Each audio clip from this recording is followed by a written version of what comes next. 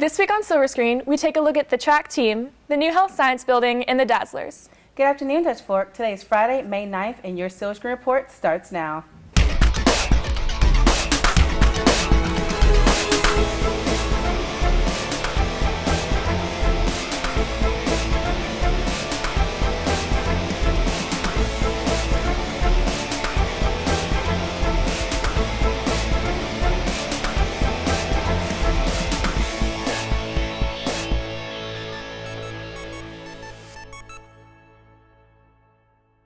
This week, Dutch Fork recognized Teacher Appreciation Week. Hamilton McAfee reports. Since 1953, schools across the nation have recognized Teacher Appreciation Week. It's a national event. It's a full week in May. It's usually the first full week in May, and it's a way for parents, students, community members to just really appreciate our teachers because they do so much for the school. They do a lot of things at home. And especially high school teachers don't get recognized very much. Elementary school teachers get recognized quite a bit, even middle school, but high school teachers seem to get forgotten. It's just showing the teachers that we appreciate all their hard work. Dutch Fork Student Council and PTSO have taken part in the celebration. There's signs all over the school. I've seen, thank you teachers or different things like that. Student Council put some chocolate bars in our mailboxes. This week we do mailbox treats. So they've gotten M&Ms in their mailbox this week. They've gotten a little s'mores treat, which is a marshmallow and the little chocolate bar and graham crackers. And then you can see kind of behind me, we're doing a little auction for the teachers. There's 119 different items. And then at the end of the day today, I'm going to pull a name out of each bag, and they will have a chance to win that prize. There are ways to thank teachers individually. Just say thank you to whenever a teacher does something for you, whether it's little or small, like little or big. I think it's as simple as literally just thank them. Whether it, even though we're in such a technological world, I think nothing really says more than an actual handwritten thank you note. This has been Hamilton McAfee with your Silver Screen Report. Hey Jamie, are you excited for prom? Yeah, but along with the fun of tomorrow's night, safety will be a big issue. Melissa Kyer follows the rules. To stay safe at prom, rules have to be followed. The use of drugs or alcohol may ruin the experience of prom. The advice I would give to people to be safe at prom would be not do anything that their parents want to see them doing and just use common sense. Don't do anything that's going to get you hurt or even the possibility of you getting hurt. Just use your common sense. My advice is if you're gonna go alone, just make sure you're with somebody that you trust and you've been around for a while. But it's also great to go in a group with friends. Well, mainly I think students just need to follow whatever rules and guidelines that the schools set forward. I would refrain from bringing or being under the influence of any alcoholic beverages at the prom. The rules for prom are made not only to help people participating, but also keep students safe. I think they're really fair because it keeps everybody else safe. Because if you come into prom drunk and things could happen, or if you come on some other substance or anything, any type of things can happen. So it's great to keep everybody safe so you have a fun night. Following the rules are encouraged in order to have fun and stay safe at prom. Yes, I do encourage students to follow the rules because they're made for a reason, and they're made to keep you safe and to help you not get in any trouble that you don't want to be in. After prom activities such as parties may require additional help, make sure to use fair judgment. After prom, I would recommend having a solid plan for what type of entertainment the students are going to do, and that plan to not include anything that would be illegal. This has been Melissa Kyer for your Silver Screen Report. This week on Kids in the Hall, we asked students about their favorite part of school dances.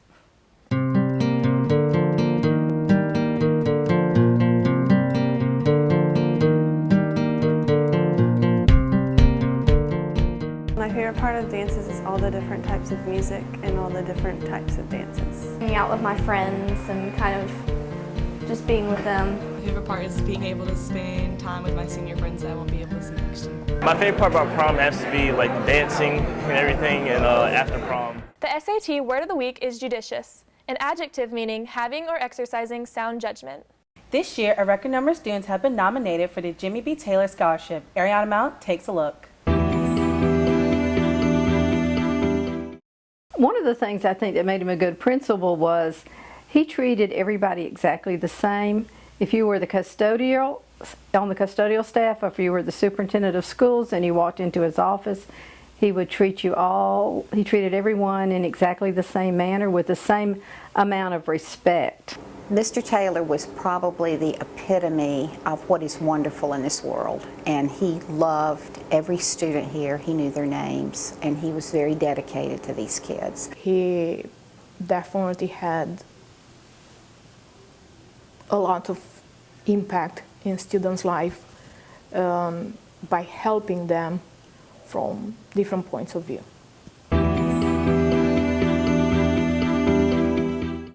He really started the scholarship. He put his own money in to start the whole thing, and each year his family donates to that scholarship.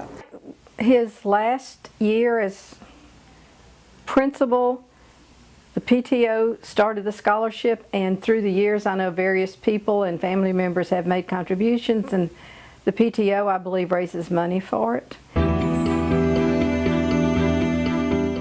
Jimmy B. Taylor Scholarship Committee has awarded every year at Dutch Fork High School 2 scholarships in the amount of $1,000 based on the character and integrity. The eligible students for these scholarships are seniors with GPA at least a 3.0 at the end of their junior year. He had a commitment to doing what was right, and he had that expectation for his students. So he wanted somebody that really was serious and cared and wanted to pursue a better life after school. So we're here in the new Health Science building. Jamie, you took a tour earlier this week, right? Yeah, and I filmed it. Here's a preview. When you first walk into the building, on the left is a presentation room. Take a few steps down the hall, and to the left, classrooms are located, and to the right is a physical therapy room. The building has 3 stories, which is accessible by elevator or stairs. On this floor is a new weightlifting room and new locker rooms. Now we take a look outside. The new Health Science building offers multiple views of the baseball, softball, and football field. This has been Jamie Gilbert Fitzpatrick with your exclusive tour.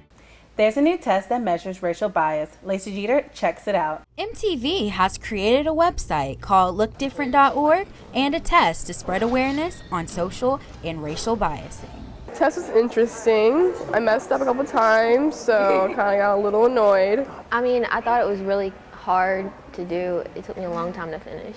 I didn't quite exactly understand it. The test is graded by your typing speed and how you answer each question separately. Some students feel that the test has some glitches. It only had white and black people in it. I feel like it could be more accurate if it had a few more races and ethnicities, maybe some more pictures. I don't think they took the your actual answer choices, like how you felt towards people, quite strong enough. Racial biasing has become a big issue in today's society. I don't like it. Like, don't racially profile someone just because of something that you know or that you've heard. Like, discover it for yourself. I think that it's wrong, and you shouldn't like choose one group over another just because of their skin color. I think racism is ridiculous, but I don't think it'll ever be completely gone. Being a white girl, we get called that we're skinny and frail, but I think we're big and we're powerful and we're strong. So for all you white girls out there, keep it real. I think everybody is equal in the eyes of God, so I don't like one more than the other, so. Yeah, I've come a lot of racial biases just because I'm white and black. Everybody in the world has some type of understood thought or preconceived notion of any type of race, just because it's all throughout media and movies and all that stuff. So I mean, it's kind of a natural thing. This has been Lacey Jeter with your Silver Screen Report. With the advent of spring comes pollen and the advent of allergy season. Daniel Hudson has the story.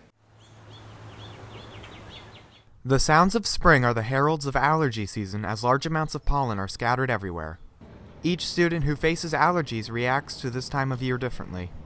I like spring. It's really good weather, but I just really hate allergies and pollen. Really, with me, my allergies aren't that bad, but with me, I sneeze a lot and I get really bad headaches. Well, my nose is always runny. I always have to get up in class to go blow my nose, and I'm always sneezing. My eyes are burning, and I think it's affecting me in class. It's kind of iffy. Some days it's really bad. My biggest thing is pine. If pine pollen count is high, I am a wreck, and it looks like I've had a cold for the past week or something, and my voice is wrecked. Surmounting one's allergies is a daunting task when almost any plant could spread pollen, but there are ways around it. I try to stay inside most of the time. Try not to go outside. Really, with me, I don't really think there's a way to avoid it. I mean, probably stay away from flowery trees like cherry blossom trees since they bloom a lot. Here are a few tips to help you survive allergy season. Stay indoors as much as possible, make sure your home is well ventilated, shower before you go to sleep, and wash your clothes when pollen gets on them. It is also important to keep in mind that pollen counts are highest in the morning. This has been Daniel Hudson for your Silver Screen Report. The dance concert was held last week. Michaela Baker wraps it up. This year's dance concert included 32 dances and started off strong with a mock tryout dance composed by the Dance 5 Honors class. A tribute to Madonna was also performed by the Dance 2 class.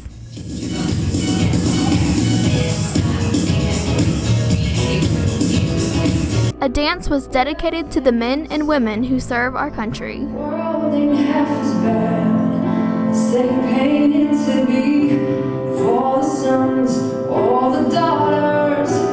The second act began with the Dazzlers performing A Little Party.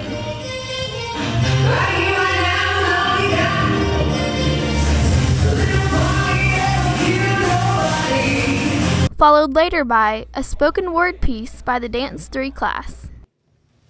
Let me dance you around and around my thoughts, my mind, this instant. And a throwback to the 80s by the Dance 2 class.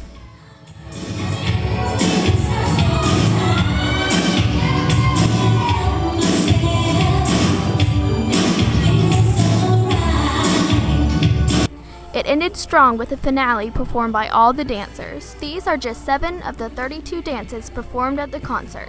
If you'd like to see the whole show, DVDs are for sale for $10. See Miss Haynes in the dance room for more information. This has been Michaela Baker for your Silver Screen Report. The Dazzlers dance team held tryouts after school Tuesday through Thursday. Jacob Sprinkle learned to choreography. Dancers spent their afternoons this week trying out to be a part of the Dazzlers dance team. I think tryouts have been going really well. It's a lot of new talents, and I think it's just different for everyone. You know, it's nerve-wracking as well, even for the girls who have been on the team. Tryouts has been really fun, really exhausting, and just continuing a good experience. Since I'm a returner, I basically knew what was going to happen and how things were going to go. But since it's new material, like new choreography and stuff like that, it's been kind of difficult a little bit. The audition process includes many different parts. We work on pirouettes, that's the turns we do in different dances, second turns, leaps. What we learn across the floor pieces, and we learn the actual piece that we're gonna do for the auditions. We learn a hip hop, jazz, and pom combination, and we do across the floor combinations to test our technique, and we also stretch and warm up. Being a part of the Dazzlers provides students with many beneficial experiences. It's good to be a part of girls you can interact with and compare to on a level of dancing and have the same mindset about it. The family relationship that we have is like nothing I've had before because everyone's just so welcoming and so nice. It's true that it lets you express yourself in ways that you can't with words. This has been Jacob Sprinkle for your Silver Screen Report. Last Friday was the regional track competition held right here at Dutch Fork. Daniel Hudson takes a look. The heat of a spring afternoon beat down on Dutch Fork's athletes as they competed in the track regionals. We have 17 events in our region meet, and we did well from everything, all the way from our throwing events, all the way up to our longest distance events. Both boys and girls teams did exceptionally well at our region meet. They both won the region and won it handily. Everybody did very, very good. Our boys and girls teams both won. It wasn't even close. We swept the region, which was great. And I think the reason for that was that everyone played their part, and the training that we've done, hard work, has all paid off. We've been looking forward to it, but I guess we've been doing great all season, so we kind of, it wasn't as stressful just because, so we went into it really confident. Running was not the only event, as students were able to compete in competitions such as disc throwing and pole vaulting. Another good key for our winning both boys and girls region championship was the fact that every aspect of the programs pulled together. Everyone did great, obviously, since both the boys and the girls won. And I know there was a lot of PRs, a lot of personal records set that night, and that was really awesome. The daunting challenges of the day were overcome by dedicated athletes. It was just like any other race, I guess, but more exciting because it's what we've been preparing for all season. I felt very prepared because of Coach Lumler's workouts. Just getting through all the hard days has given me a lot of confidence, and I knew that coming to this race, Coach Lumler had us prepared and ready, so I felt very confident. As a team, we felt very confident that we were prepared, but you never really know until you get into that competition mode how people are going to perform. But our athletes were ready. This has been Daniel Hudson for your Silver Screen Report. Thanks, Daniel. And now for some announcements. We only have 2 more episodes of Silver Screen left. If there's a story on the show you'd like to see, come by room 252 and tell us. Attendance makeup for year-long and second semester classes is next Saturday from 7:30 to 2. No one will be admitted after 8 a.m. The cost is $15 per class. Did you see the notice on this week's tech tip? All student iPads will be collected before the end of the year. You should have received a letter about the collection along with your interim today. We'll have a story on next week's Silver Screen with the details. Thanks for watching. We'll see you next Friday.